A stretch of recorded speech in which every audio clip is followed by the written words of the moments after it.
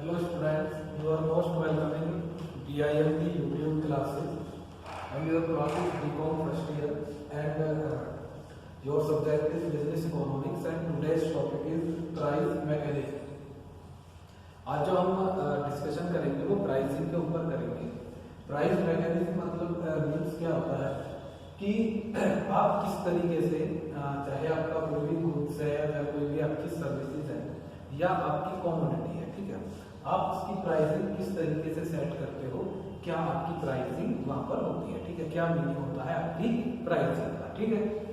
इसमें लिखा हुआ है कि pricing is the process whereby a business sets the price at which it will be sell its products and services and may be part of the business marketing plan। हम basically जब pricing की बात करते हैं तो pricing एक process होता है जिसके थ्रू हम अपने जो भी प्रोडक्ट्स हैं या जो भी सर्विसेज हैं उनकी प्राइसिंग सेट करते हैं। क्यों सेट करते हैं? क्योंकि हमें वो गुड्स और सर्विसेज जो होते हैं उन्हें हमें सेल करना होता है, उन्हें हमें मार्केट के अंदर सेलिंग उनकी करनी होती है, ठीक है। जब तक हम प्राइसिंग नहीं करेंगे तो उनका प्राइस सेट नहीं करेंगे तो तब तक हम उन्हें मार्केट के अंदर सेल आउट नहीं कर सकते। तो प्राइसिंग एक प्रोसेस है जिसके थ्रू हम किसी भी गुड्स या सर्विसेज का प्राइस सेट करते हैं, इसलिए जिससे कि हम उसे मार्केट के अंदर सेल आउट कर सकें। दूसरा, जब हम प्राइसिंग की बात करते हैं और जब हम प्राइसिंग सेट करते हैं तो उसके आपके कुछ मेथड्स होते हैं, ठीक है, जिन मेथड्स के थ्रू हम अपने प्रोडक्ट्स या जो हमारी सर्विसेज होती है उसकी प्राइसिंग सेट करते हैं। कुछ हमारे कॉस्ट प्लस मेथड होते हैं, कुछ हमारे मार्केट मेथड होते हैं, कुछ हमारे ऑनगोइंग रेट मेथड्स होते हैं, जो कि अभी हम आगे डिस्कशन करेंगे। इसके बाद हम या कुछ फैक्टर्स होते हैं, ठीक है, कि जब हम कोई भी अपने प्रोडक्ट या सर्विस की प्राइसिंग सेट करते हैं तो वो फैक्टर्स हमें प्राइसिंग को सेट करने में हेल्पफुल होते हैं और साथ के साथ वो हमें अफेक्ट करते हैं, ठीक है। तो इसमें आगे जो आपका है कि important factors that determine the fixation of price, कि आपके कुछ इंपॉर्टेंट फैक्टर्स होते हैं जो बेसिकली हमें हेल्प करते हैं किसी भी गुड्स या जो आपकी सर्विसेज होती है उनके प्राइसिंग को सेट करने में। वो हमारे लिए हेल्पफुल होते हैं कि भाई हम किस तरीके से इन गुड्स और सर्विसेज की प्राइसिंग सेट करते हैं, ठीक है, कि कौन कौन से फोर्सेस हैं या कौन कौन से फैक्टर्स हैं जो हमें अफेक्ट करके चलेंगे। अब इसमें आपका सबसे पहला फैक्टर जो है वो सबसे पहला फैक्टर है आपका cost of production. Cost of production का मतलब क्या है कि जब भी अपनी प्राइसिंग सेट करोगे तो ये तो नहीं करोगे कि भाई आपने कॉस्ट से कम अपनी प्राइसिंग सेट कर दी, तो आप वहां पर जो कॉस्ट ऑफ प्रोडक्शन होता है कि आपके प्रोडक्ट को बनाने में कितनी कॉस्ट वहां पर लगी, चाहे वो आपकी मटेरियल कॉस्ट हो, चाहे आपकी वो लेबर कॉस्ट हो, चाहे वो आपकी फिक्स कॉस्ट हो या चाहे वो आपकी कोई भी अदर कॉस्ट हो, ठीक है। तो आप उस पर्टिकुलर जितनी भी आपके प्रोडक्शन के अंदर कॉस्ट आई है उसे आइडेंटिफाई, उसे एनालाइज करने के बाद ही आप वहां पर क्या करते हो, अपनी जो पर्टिकुलर आपका प्रोडक्ट या जो आपकी सर्विसेज है आप उनका प्राइस वहां पर सेट करके चलते हो।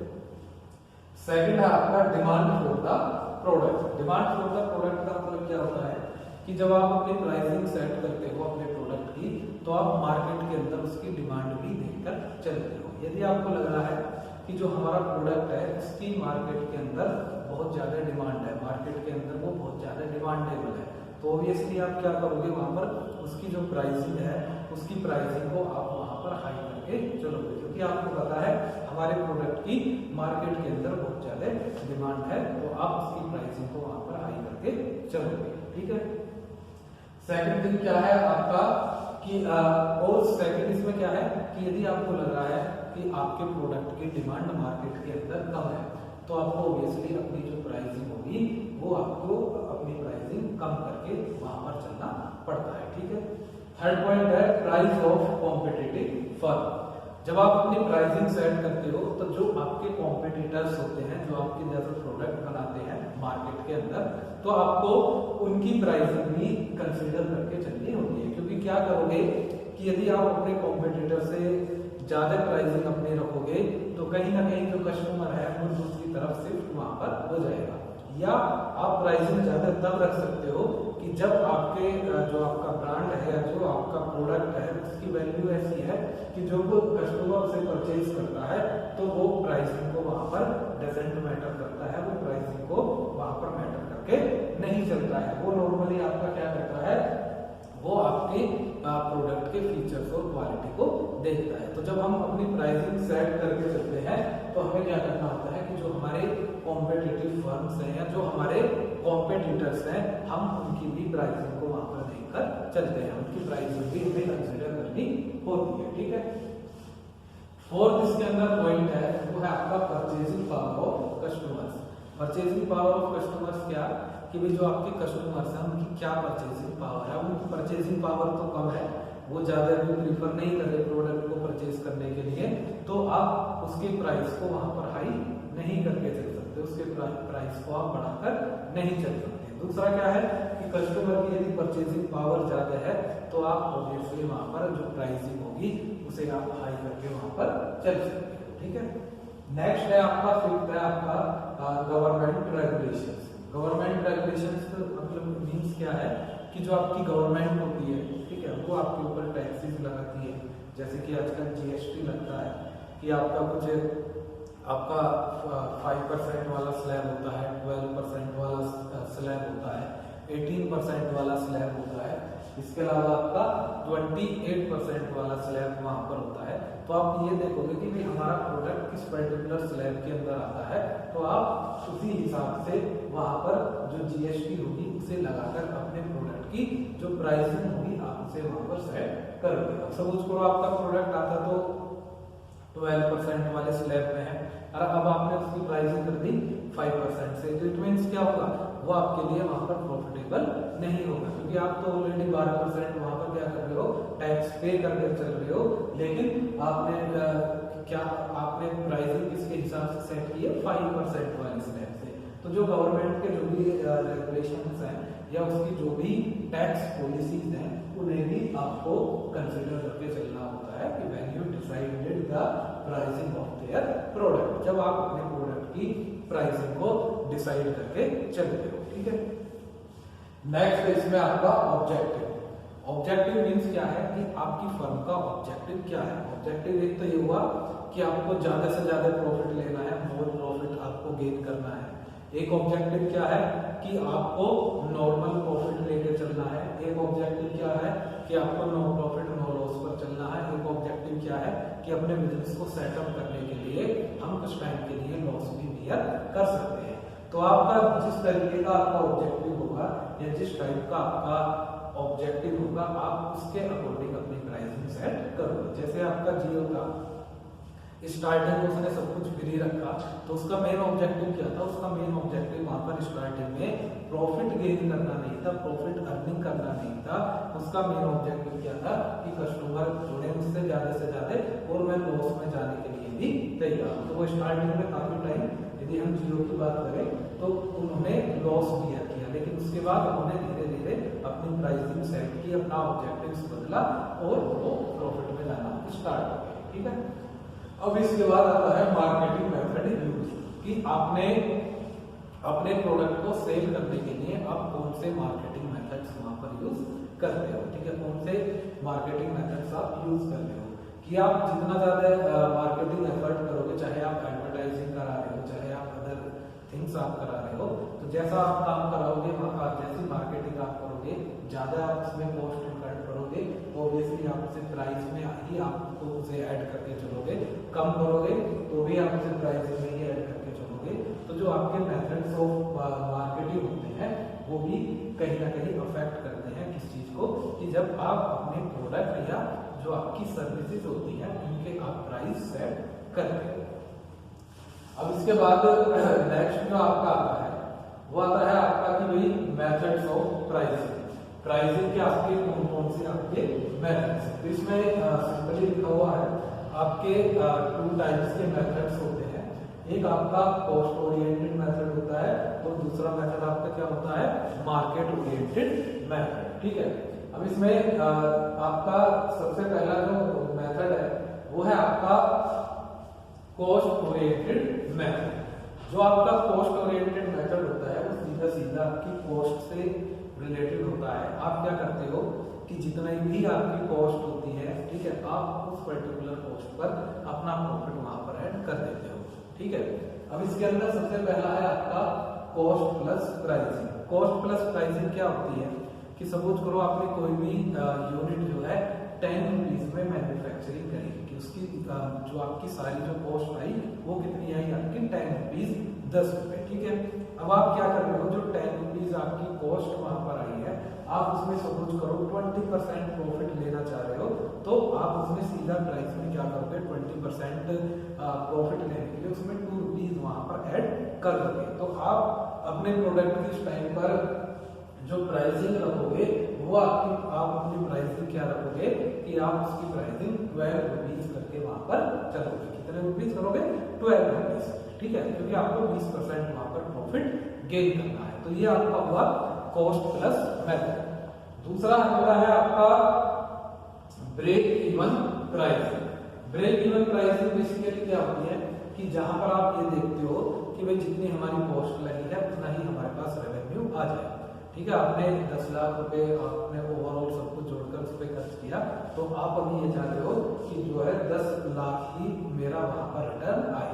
तो जो ब्रेक इवन प्राइसिंग होती है, ब्रेक इवन प्राइसिंग क्या होती है, जहां पर आपका जो कॉस्ट होती है वो आपके सेल्स रेवेन्यू के इक्वल वहां पर होनी चाहिए, ठीक है। इसे आप दूसरे टर्म में ये भी कह सकते हो कि भाई नो प्रॉफिट नो लॉस के ऊपर यदि आप वर्किंग करते हो तो आपको वहां पर ब्रेक इवन प्राइसिंग आपको सेट करके चलनी होती है कि आपको किस पे काम करना है, नो प्रॉफिट नो लॉस पर। नेक्स्ट आता है आपका टारगेट रिटर्न प्राइसिंग, ठीक है। जब हम टारगेट रिटर्न प्राइसिंग की बात करते हैं, ठीक है, तो इसमें क्या होता है कि हम एक अपना टारगेट फिक्स कर देते हैं कि भाई हमें इतने परसेंट का जो है यहाँ पर प्रॉफिट चाहिए। क्या करोगे, आप अपना एक टारगेट सेट करोगे कि हमें इतना परसेंट यहाँ पर प्रॉफिट चाहिए, ठीक है। कि सपोज करो हमने ओवरऑल 1 करोड़ रुपए का इन्वेस्टमेंट किया है और हमें 1 साल के अंदर जो इस पर 10% हमें प्रॉफिट गेन करना है, तो आप क्या चाह रहे हो कि आप 1 करोड़ से रिटर्न लिखना चाह रहे हो कि हमारे पास जो रिटर्न आए वो 1 करोड़ 10 लाख रुपीस आए, तो उसे आप कहते हो टारगेट रिटर्न प्राइसिंग। तो आप क्या करोगे, वो 10 लाख का प्रॉफिट गेन करने के लिए उसमें पर यूनिट के हिसाब से जो है आप उसे वहां पर ऐड करके चलोगे। तो जो आपकी टारगेट रिटर्न प्राइसिंग होती है उसके अंदर आप पहले से एक टारगेट सेट करके चलते हो कि भाई हमें ओवरऑल इन्वेस्टमेंट पर कितना परसेंट प्रॉफिट यहाँ पर चाहिए और उसके हिसाब से आप अपनी प्राइसिंग वहां पर सेट करते हो, ठीक है। नेक्स्ट आपका आता है मार्केट ओरिएंटेड मेथड्स। जो मार्केट ओरिएंटेड मेथड्स होते हैं ये सीधे सीधे मार्केट से कनेक्ट होते हैं।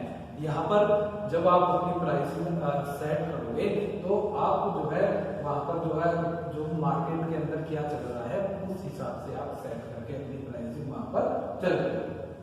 तो इसमें जैसे पहला है कि perceived value pricing. Perceived value pricing क्या होती है कि जहां पर आपको पता है कि भाई हमारा प्रोडक्ट जो है वो कस्टमर के माइंड में फिट है और जो कस्टमर हमारे प्रोडक्ट को परचेज कर रहा है वो वहां पर प्राइसिंग के बारे में नहीं देख रहा है। यदि आप कोई भी इलेक्ट्रॉनिक्स गुड्स लेने जाते हो और आप साउंड पर्टिकुलर प्रोडक्ट की आपको अच्छी चाहिए तो आपके दिमाग में एक ही ब्रांड आता है, वो आता है आपका सोनी, कि भाई हमें क्या करना है, हमें सोनी का प्रोडक्ट परचेज करना है। तो वो उसकी सोनी की एक परसीव्ड वैल्यू बनी हुई है इसके माइंड में कस्टमर की। ये चीज कंपनी को भी पता होती है, तो कंपनी क्या करेगी कि वो अपनी प्राइसिंग उस हिसाब से सेट करेगी, क्योंकि क्या उसे यहाँ पर लग रहा है कि जो हमारा प्रोडक्ट है उसकी जो ब्रांड की जो वैल्यू है कस्टमर के माइंड में एक तरीके से फिक्स हुई भी है और जो कस्टमर है वहां पर प्राइसिंग नहीं देखेगा, ठीक है। आईफोन्स आपके होते हैं, ये आईफोन्स में होता है कि जो कोई भी आईफोन खरीदता है वो प्राइस को मैटर नहीं करता, क्योंकि उसके ब्रांड की एक वैल्यू या जो क्वालिटी है जो उसके ब्रांड की वो बहुत ज्यादा हाई है। तो वहां पर कंपनी को भी पता होता है कि हमारे यहाँ लिए प्राइस जो होता है वो डजंट मैटर, प्राइस कोई यहाँ पर मैटर नहीं करेगा, तो वो फिर उसके अकॉर्डिंग अपनी प्राइसिंग वहां पर सेट करके चलते हैं, ठीक है। इसके अलावा लास्ट में इसमें मेथड है वो है आपका going rate pricing. Going rate pricing क्या होती है कि जो मार्केट में चल रहा है, ठीक है, जो मार्केट में है आप उसके अकॉर्डिंग अपनी प्राइसिंग सेट करते हो। उसमें आप क्या करते हो कि जो आपके अपने कॉम्पिटिटर्स होते हैं आप उनकी भी प्राइसिंग को कंपेयर करते हो और उस हिसाब से अपने प्रोडक्ट की वहां पर प्राइसिंग आप सेट करके चलते हो, क्योंकि आपको पता है कि भाई जो ऑनगोइंग रेट मार्केट के अंदर चल रहा है उसी पर ही हमें अपना प्रोडक्ट सेल आउट करना पड़ेगा। अदरवाइज क्या होगा, कस्टमर हमारा प्रोडक्ट परचेज नहीं करेगा। जो हमारे कॉम्पिटिटर के प्राइस हैं वो ही हमें वहां पर रखने हैं, जब भी हमारा प्रोडक्ट वहां पर सेल आउट होगा। ये सब प्रोडक्ट में फिट नहीं होता, ना ही ऊपर वाली सिचुएशन ना ही नीचे वाली सिचुएशन, ये डिपेंड होती है आपकी प्रोडक्ट टू प्रोडक्ट। अब जैसे हम बात करें आपकी सॉफ्ट ड्रिंक होती है पेप्सी, कोको कोला, तो जो 200 ml वाली आपकी बोतल होती है वो 12 रुपीज में आपको मिलती है। तो कोई भी कंपनी ना चाहकर उसका प्राइसिंग 14 रुपए या 14 रुपीज या 13 रुपीज नहीं कर सकती, क्योंकि उसे क्या देखना है जो गोइंग रेट प्राइसिंग चल रहा है, जो प्राइसिंग मार्केट के अंदर चल रही है उसे वो प्राइसिंग उसी के अकॉर्डिंग वहां पर सेट करके चलनी होगी। अदरवाइज उसे मार्केट के अंदर लॉस होगा। आपके प्लान्स आते हैं, ठीक है, उनकी जो रेंज प्राइसिंग की रेंज होती है वो लगभग सबकी सेम होती है, 5 रुपीज, 10 रुपीज, 20 रुपीज, 30 रुपीज या आपका 50 रुपीज। वो ये नहीं कि 6 रुपीज में कोई सेल आउट कर रहा है या कोई 9 रुपीज में वो उसे सेल आउट कर रहा है। वो क्या देखते हैं जो ऑनगोइंग रेट मार्केट के अंदर चलता है उसके अकॉर्डिंग अपनी प्राइसिंग सेट करके चलते हैं।